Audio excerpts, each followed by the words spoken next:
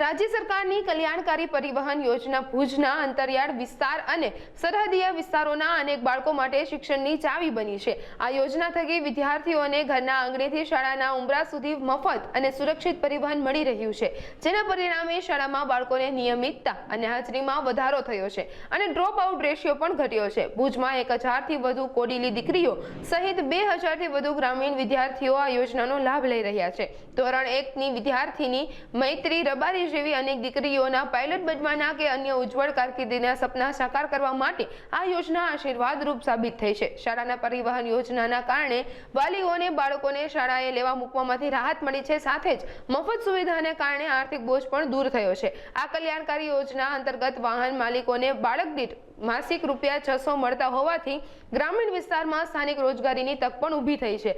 ભુજ જિલ્લામાં બાલવાટિકાથી લઈ ઉચ્ચ માધ્યમિક સુધીના 2305 છાત્રાઓ સરકારી શાળાના વાહનોનો લાભ લઈ રહ્યા છે। હું દિલીપસિંહ જાડેજા, આચાર્ય સામંતા પ્રાથમિક શાળા।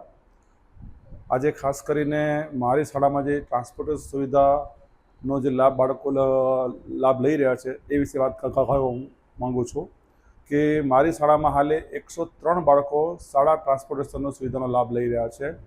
આ ટ્રાન્સપોર્ટેશન સુવિધાના કારણે ખાસ કરીને મારી શાળાની આજુબાજુના જે ગ્રામ્ય વિસ્તારો છે, ખાસ કરીને ફોટડી છે, ટીવી સ્ટેશન વિસ્તાર છે કે છપરિયા વિસ્તાર છે, ત્યાંના અંતર વિસ્તારના અત્યારે આ ટ્રાન્સપોર્ટેશન સુવિધાનો બાળકો લાભ લઈ રહ્યા છે। આ ટ્રાન્સપોર્ટેશન સુવિધાના કારણે શાળામાં અપવ્યય અને સ્થગિતતાનું પ્રમાણ ઘણું બધું ઘટ્યું છે। ખાસ કરીને જે કન્યા કે કેળવણીનો દર હતો એમાં પણ નોંધપાત્ર સુધારો થયો છે।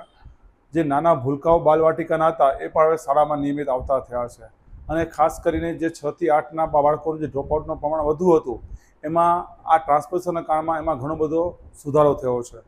મારી શાળાના આજુબાજુના વિસ્તારની વાત કરું તો આજુબાજુ વિસ્તારોમાં ઘણી વખત એવું થતું હતું કે બાળકો શાળાએ આવતા બંધ થઈ જતા હતા, પણ ટ્રાન્સપોર્ટેશન સુવિધાના કારણે આજે આમાં ઘણો બધો નોંધપાત્ર સુધારો થયો છે।